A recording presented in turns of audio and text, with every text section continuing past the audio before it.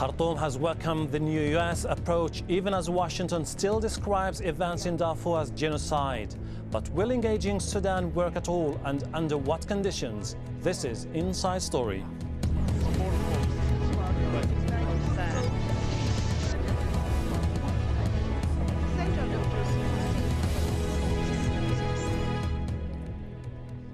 Hello and welcome to the program. I'm Hashim Al-Barra. US President Barack Obama has set out his new policy on Sudan. Under the Clinton administration, the US imposed tough sanctions on Sudan. But presenting Obama's statement this week, US Secretary of State Hillary Clinton suggested the administration may be open to engagement. The policy says Sudan must seek a definitive end to conflict, human rights abuses and genocide in Darfur. He's also said the comprehensive peace agreement between the North and South in Sudan must be implemented to create the possibility of long-term peace. To endure cooperation, Clinton said the policy would include both incentives and disincentives. And despite the US description of what's going on in Darfur as genocide, Sudan considered the move as positive. Ghazi Salahuddin, advisor to President Omar al-Bashir, said this: "Compared to previous policies, there are positive points. We don't see the extreme ideas and suggestions which we used to see in the past. I will say it is a strategy of engagement, not a strategy of isolation." Well, joining us today are our guests in Doha, Bona Malwal, advisor to the Sudanese president and leader of the Democratic Forum. In London, al-Affendi, senior research fellow at the Center for the Study of Democracy, University of Westminster. And in Boston, Alex Diwal, an expert on African affairs, program director at the Social Science Research Council. Thank you very much indeed, gentlemen. Let me start by asking Mr.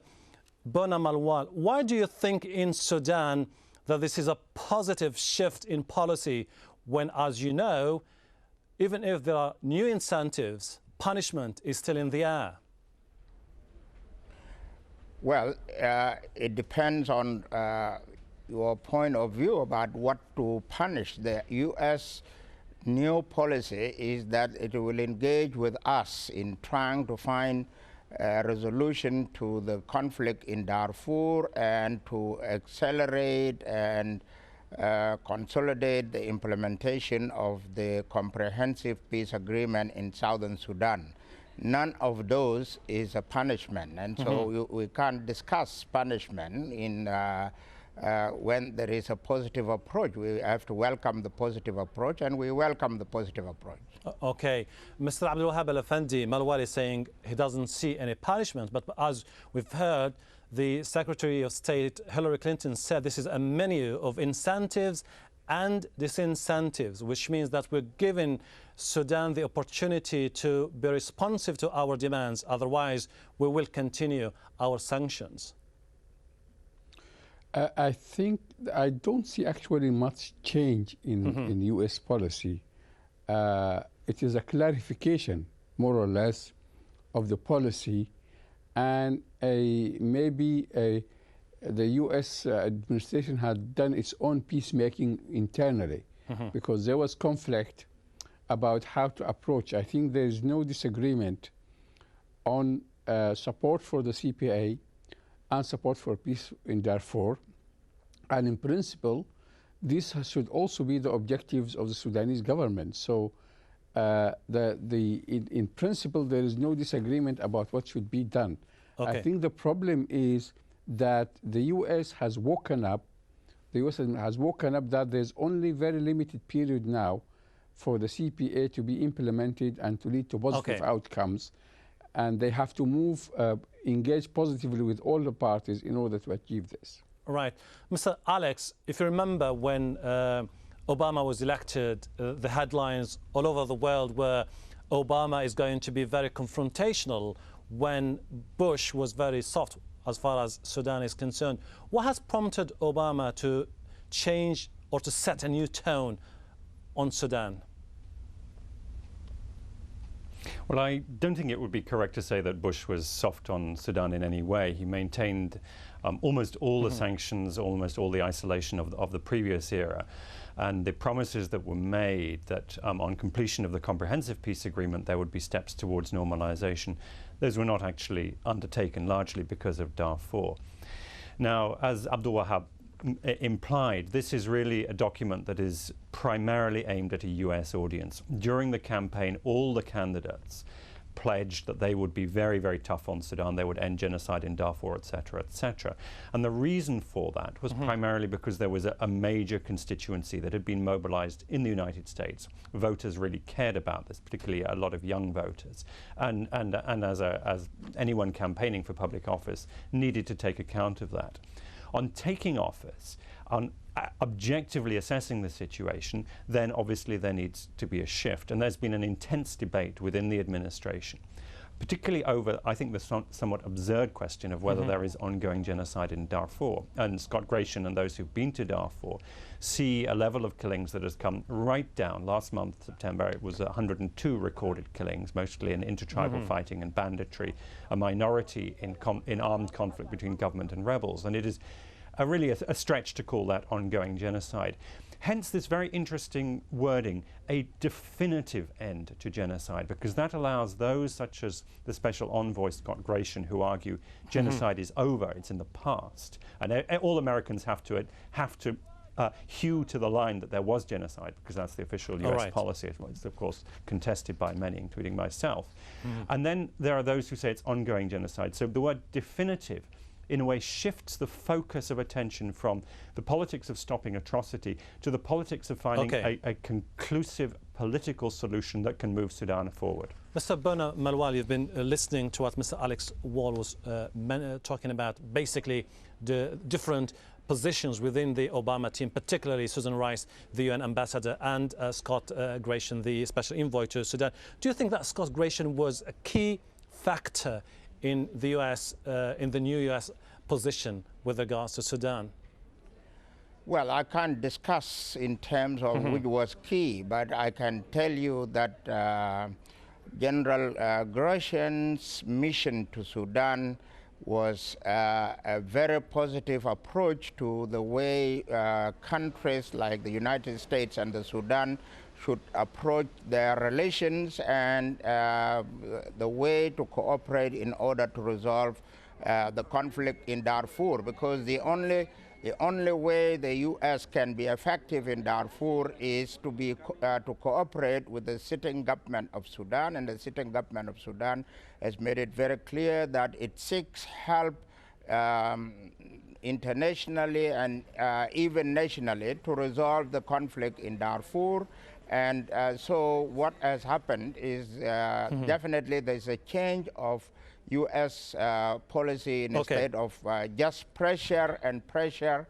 The U.S. has got involved with the help of General Gratian that the conflict in Darfur is a much more intricate affair than you can get a prescription for. Since you still insist this is a major shift, let's dissect the main points of this initiative or strategy to gauge a sense of whether this is a major shift. Mr. Abdul Wahab Affendi, one of the main points of the strategy is for the government to stop the genocide and the fighting in Darfur. How can this be realistically achieved when it failed during the last 5 years?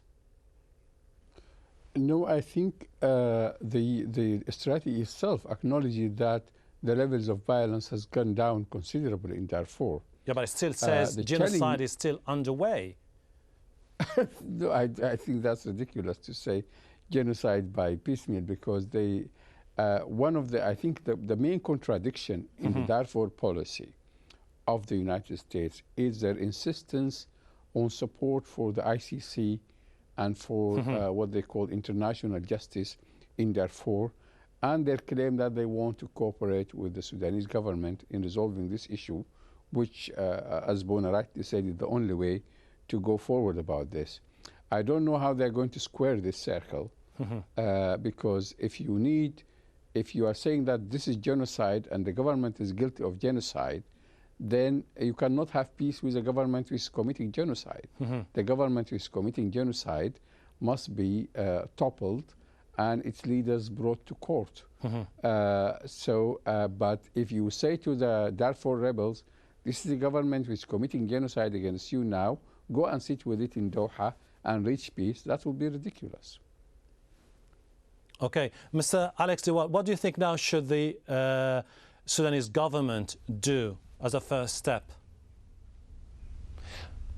Well, I think there are two very, very important steps forward that this document represents.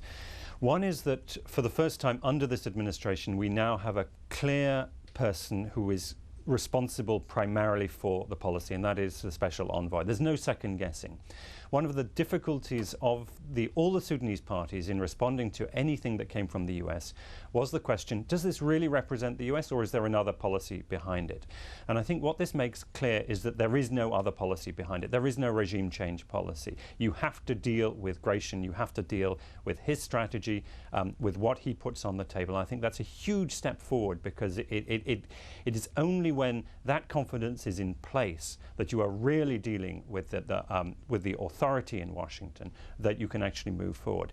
The second that I think is very important is we've been talking about Darfur, but it really shifts the focus back to the North-South issue and the CPA.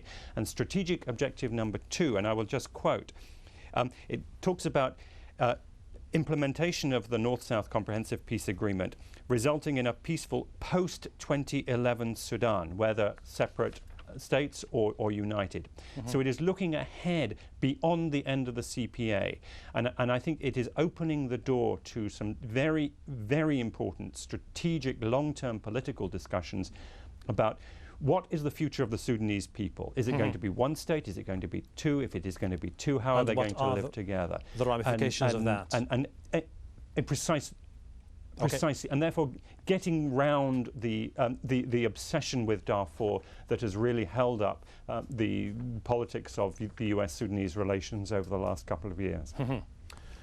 Ending the conflict in Darfur isn't the only ambitious goal in the new US policy. As mentioned earlier, the implementation of the 2005 North-South peace deal and a peaceful move toward a 2011 referendum is another one.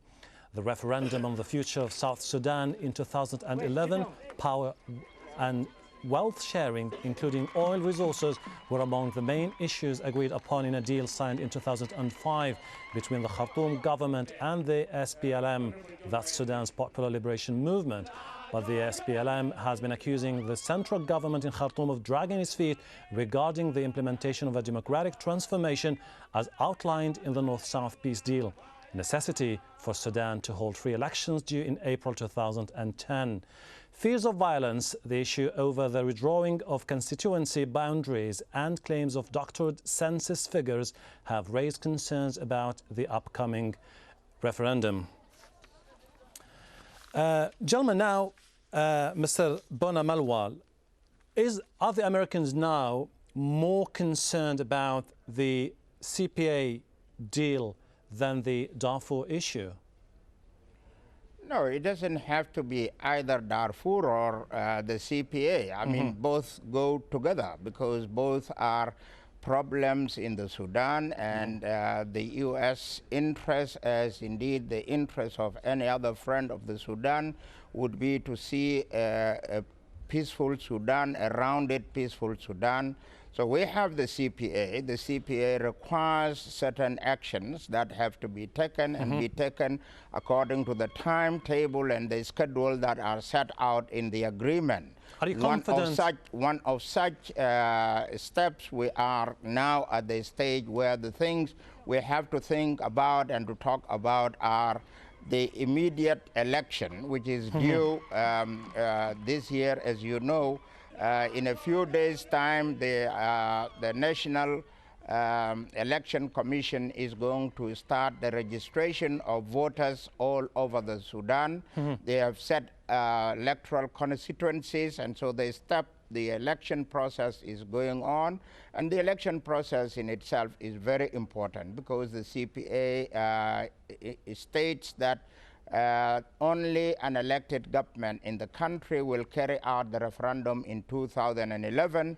So we need the election to get to 2011. Okay. And when we get to 2011, we hope we will have had an elected government in the country, not only in southern Sudan, but also all over the Sudan. We'll have an elected government. And so we can have at least a year or a year and a half debating some of the issues that Alex Duval has just referred to, whether the country will remain one or be divided, and so on. Yeah. And Darfur, of course, is another main issue. It remains a necking issue for us, because the ideal thing is for us to have a peaceful Sudan all over. I got your and point. Darfur is not peaceful right now, but the government of Sudan has pledged itself to finding a solution to the Darfur conflict, and it is asking everybody. And I think the change of the U.S. policy is an acknowledgement of the need to assist Sudan to find a solution to the problem in Darfur. Talking about the CPA, Mr. Abdul Wahab al-Affendi, isn't this a long way to go? Because you're talking about a long history of animosity and mistrust between the government and the SPLM. You're talking about the problems regarding the census. You're talking about the modalities of referendum, the government insisting on 75% of the people saying yes or no to take this into account. Is it possible to tackle all these issues before 2011? I think the U.S. part of this policy change, or at least policy clarification, as I said, was that the U.S. has realized that it has neglected the South and the CPA. Although the U.S., together with Norway and Britain, were grantors and actually very key parties in bringing this agreement about, and they had high hopes for it, the obsession with Darfur has stopped people from doing things which were necessary to make the CPA successful. For example, there was supposed to be about $4.5 billion or more, $4.7 billion to be in aid, which should have gone to the South, mainly to the South, for reconstruction, to make people of the South more supportive of unity of the Sudan. None of this, or very little of this money, has gone, because the sanctions are still in place because of Darfur. And the U.S. has been preoccupied with Iraq and Afghanistan and many other things. So they didn't pay attention. Now they realize that they are running out of time. So I think one positive thing is that they are going to concentrate. And one of the important things we think everybody who is observing the Sudan think that the country needs now is support and help, especially support for development in the South. The U.S., the new policy has pledged itself to concentrate its attention and effort on helping improve the situation in the South. To be as smooth as possible. Okay, Mr. Alex, but everybody knows that the North-South issue is a very complex thing. It's not just about a predominantly Muslim North versus a predominantly Christian animist South. It's more about border demarcation, colonial legacy, Southern Kordofan, Abiy. It's more about a very complex reality in the South. Don't you think that the Americans would find themselves in a very awkward situation where they might be seen as bogged down once again in a very local issue where everybody would say, here again, Iraq, Afghanistan, and now in Sudan? One of the scenarios I think that the US administration wants to avoid is somehow being the guarantor of the sovereignty of South Sudan. There's a very unfortunate tendency among some of the Sudanese political elites, especially in the opposition, to look outside for salvation, to think that solutions will come from outside rather than from their own domestic political solutions. And that is also what the advocacy movement in the US is very largely calling for. It is for the US to own the problem of Sudan. Now, the US cannot own the problem of another country. It is for the citizens of that country to own it and come to their own conclusions.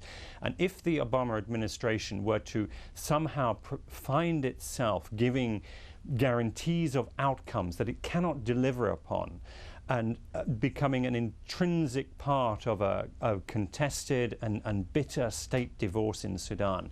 Not only would this be a disaster for the Sudanese people, but also it would be a disaster for the Obama administration and its huge foreign policy agenda that it has taken on. All right. Mr. Bonamalwa, to win the trust of the Americans, as has been outlined in the census, you have, for example, to put on trial people the Americans were accused of being responsible for the genocide in Darfur. You have to accept the results of the referendum, even if the people of the South say we want an independent state. You have to do a lot. Are you ready for that in exchange of rewards, like seeing Sudan being dropped from the State Department's list of state sponsors of terrorism? Listen, you can discuss the terminology used in any American policy at any one time, and you will not find a resolution there. I mean, you know, the U.S. government, the people who used genocide, I think one has to say it was a very callous expression, because, you know, genocide is a very definitive thing, and you have seen that over the Sudan, over the use of the word genocide in Darfur, even the United Nations didn't go along, the European allies of the United States didn't go along, but the United States government has set its word, it calls it genocide, and it would go on using it. This cannot prevent us as the government of Sudan or as the people of Sudan to relate to the United States, and it's only when the United States says it now moves to punish the Sudan or punish the government of the Sudan on genocide, then we probably might part ways. So we're not going to sit here and squabble on the use of terminologies, you see. But I think that, yes, the U.S. has indicated very clearly that it wants to assist the Sudan find a solution to the conflict in Darfur, and we welcome that. And the U.S. is an important world power. If it gives a helping hand, it can be a great boost to a search for peace in Darfur, as well as for the implementation of the peace agreement in southern Sudan. Okay, Mr. Al-Wahab al-Affendi, very shortly, please. Is it safe to say that the Americans suddenly realize that the Chinese are jumping into the fray, taking advantage of the whole situation, reaping the fruits, and suddenly they said we have to reframe the whole strategy? In less than a minute, please. No, I don't think so. I think they are worried that the South might have a very messy divorce from the North and have a failed state there, and this would be really a headache for them. So they are moving in the interest, I think, of stability in the region, and their allies in the region are also pushing in that direction. Mr. Alex Diwal, do you see a way out for Sudan? I think that what we see with the US is moving from a policy based on rhetoric to a policy based on solutions. And I think that is an absolutely fundamental and essential step that can allow the Sudanese to solve their problems. And I'm very confident that the Sudanese can sit down and resolve their political problems, whether as one state or two. Mr. Alex Diwal, Mr. Abdul Wahab al-Affendi, and Bona Marwal, thank you very much indeed for your contribution. And thank you so much for joining us here on this edition of Inside Story. We welcome your comments and suggestions. Please email them to us at insidestory@aljazeera.net. Goodbye for now.